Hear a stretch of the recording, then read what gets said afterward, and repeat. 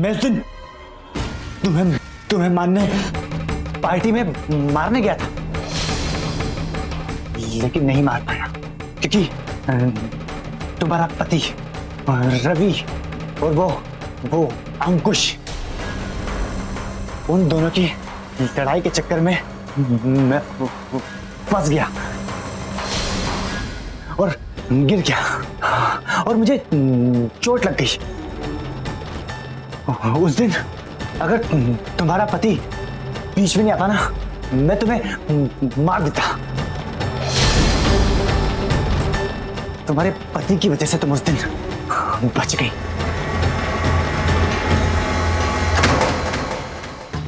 सुना आपने, उस दिन मुझे मारने के लिए निवेदिता और साकेत ने बुलाया था इसे। उन दोनों ने ही देविका को मारने की कोशिश की थी और अब एक बार फिर वो लोग मुझे मारना चाहते हैं। भाई मैं सोच रही थी निवेदिता में इतनी तो अच्छा ही नहीं है कि वो किसी के लिए इतनी बड़ी पार्टी थ्रो करेगी। इससे ये बात तो क्लियर है कि अगर रवि उस दिन अंकुश को मारने के लिए नहीं जाता और ये आदमी उससे नहीं टकराता तो न जाने ये तुम्हारे साथ क्या कर देता। मुझे तो ये सोचकर भी घबराहट हो रही है। बस बेटा, अब बहुत हो गया। उन लोगों की हिम्मत इतनी ज्यादा बढ़ चुकी है कि वो तुम्हारे साथ कुछ भी कर सकते हैं। अब वक्त आ गया है कि उनका खात्मा कर दिया जाए। आप बिल्कुल ठीक कह रही है माँ। अब मैं उनमें से किसी को भी नहीं बख्शूंगी।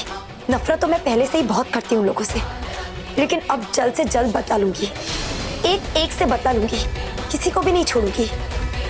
ये जो कुछ मुझे आज पता चला है ना, उससे मेरी नफरत और बढ़ गई उन लोगों के लिए। मेरे खिलाफ चाले चलेंगे ये तो मैं जानती हूँ। वो लोग चाहते हैं कि मैं मर जाऊं। कि माँ आपको क्यों किडनैप करा और किसने करवाया आपको किडनैप यहाँ पर, ये जानना मेरे लिए इस वक्त सबसे जरूरी है। आखिर आपसे क्या दुश्मनी है किसी की? हाँ, उसका नाम तो यही बता पाएगा।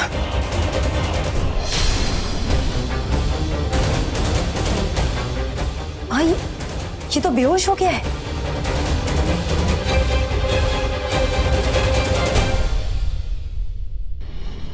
अच्छा मिस लूथरा, ये सब छोड़िए, एक बात को लेकर कंफ्यूज हूँ। मंजू मैडम के दिमाग में क्या चल रहा है आजकल? कुछ बहकी सी बातें कर रही है, क्या चल रहा है? अजीब सी बातें कर रही है मतलब? मेरी कुछ समझ में नहीं आया। ऐसा क्या कह दिया उन्होंने तुमसे? इतनी आसानी से क्या बताइयो? बहुत चालू आ रहा था।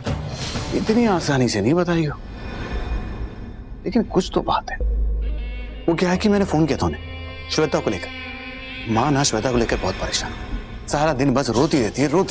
अब मुझसे भी नहीं देखा जा रहा, तो मैंने फोन कर दिया कि हो सके तो विकास और श्वेता के बीच में सुलह करा दे। लेकिन ये मैडम ना कुछ और ही बातें करे, बहकी सी बातें, कुछ कि अंबाले की महारानी बनने वाली हूँ, बड़ी सी लॉटरी लगने वाली है, ये होने वाला है, वो होने वाला है। ऐसे कैसे हो सकता है?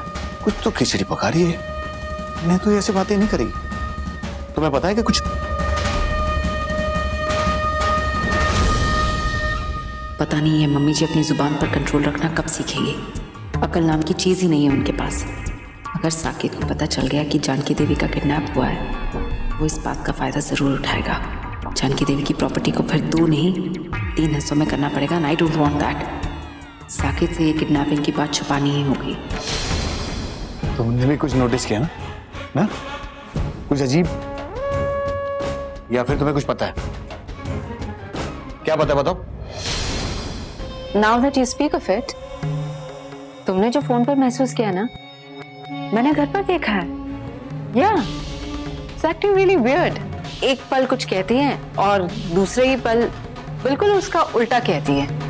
पता क्या हो गया है मम्मी जी को? मुझे लगता है साकेत, उनकी दिमागी हालत ना कुछ बिगड़ती जा रही है।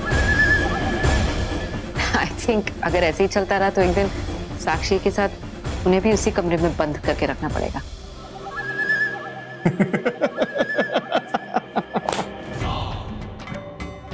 सही बोल रही है तुम, बिल्कुल सही बोला तुम। मुझे तो पहले से ही शक था, ये मंजू मैडम जो है थोड़ी मेंटल है, थोड़ी क्या पूरी मेंटल है। वैसे क्या नजारा होगा, एक तरफ साक्षी और दूसरी तरफ मंजू मैडम, और दोनों के बीच में चिल्लम चिल्ली की जुगलबंदी। Yeah, that would be so funny. Thank God. बातों बातों में जानकी देवी की किडनैपिंग की बात मैंने साकेत से छुपा ली, वरना बहुत बड़ी प्रॉब्लम हो जाती।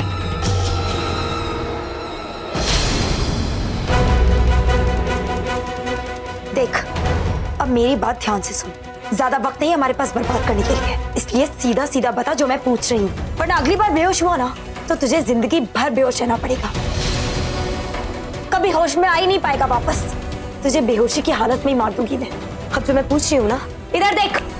तूने ये तो मुझे बता दिया कि मुझे मारने के लिए निवेदिता और साकेत ने कहा था तुझसे, लेकिन माँ को किसके कहने पर किडनैप किया तूने? बता मुझे। जवाब दो, बोलो, तुम क्या चाहते हो कि तुम्हारे साथ और ज्यादा सख्ती से पेश आया जाए?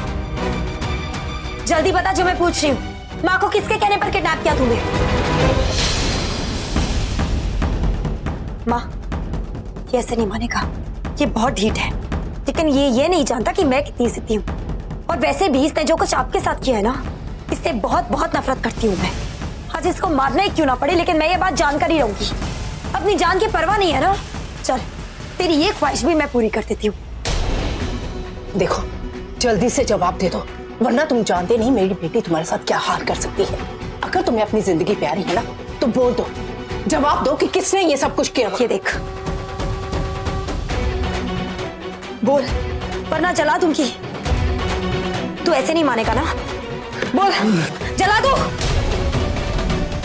मैं सब कुछ बताता हूँ। बोल, बता मुझे एक एक चीज बता।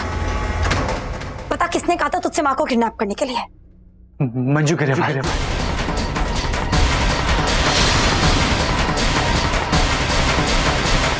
मंजू ग्रेवाल मेरे पास आई थी और उसने तुम्हारी माँ को मारने के लिए मुझे फिरौती दी थी और कहा था कि काम हो जाने के बाद तुम्हारी माँ को मार दो। और उसने कहा था कि मारने से पहले उसे कुछ पेपर्स साइन कराने, और उसने मुझसे वादा किया था कि वो मुझे इसके बाद 30 लाख रुपए देगी। अच्छा किया जो तुमने सब कुछ बता दिया, वरना तुम तो आज। सुना आपने? मैं पहले ही आपसे कहती थी कि मंजू आंटी बिल्कुल शरीफ नहीं है। वो जो भोली भाली बनने का नाटक करती है ना, ये सब सिर्फ दिखावा है। इसकी असलियत सिर्फ मैं जानती हूँ। उसका लालच उसे किसी भी हद तक गिरा सकता है। वो किसी का खून तक कर सकती है, इसीलिए तो उसने देविका को मारा था। ये देखो, अब पैसों के लालच में वो आपको भी मारना चाहती थी। अब देखना, मैं मंजू आंटी को छोड़ूंगी नहीं। उसने जितने गलत काम किया ना, उसका बदला लूंगी उससे। वो ये नहीं जानती है कि उसने मेरी सबसे अनमोल चीज का नुकसान पहुंचाने की कोशिश की है।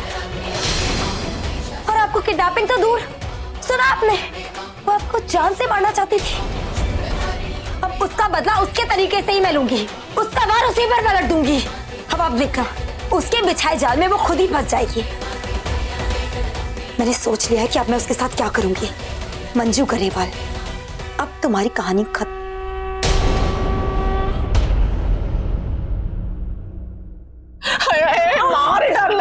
मुझे क्या कर रही है भाई? सॉरी जी, सॉरी। और दीदी आराम कर, आराम कर। और दीदी, आपको ये सट कैसे लग गई? हाँ, ज्यादा दर्द हो रहा है क्या? देखते ज्यादा चप्पड़ चप्पड़ तो कर मत, आराम ना पट्टी कर दे बस। आदमी तो मेरा मूड बड़ी वैसे खराब है। और तू दबा दबा क्या रही है, क्या कर रही है? तेरे को पट्टी वट्टी करनी आती है तो कर भाई। गवार कहीं कुछ भी नहीं आता तेरे को तो भाई। करवाना है तो करवाओ, वरना रहने दो। और वैसे भी इतनी सट नहीं लगी जितना रोला पाया है आपने, ऐਵੇਂ चिल्लाई जा रहे हो। आंटी जी,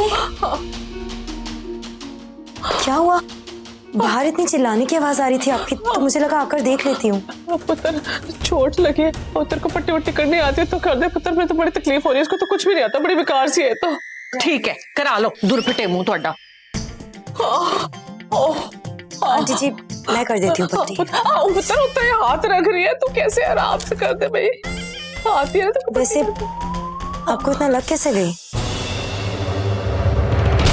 पता नहीं पुत्र, वो जिंदगी है, बस छोटे वोटे तो लगती रहती है। सब किस्मत का खेल है। कोई बात नहीं, बहुत जल्द आपकी सारी चोटें ठीक हो जाएंगी।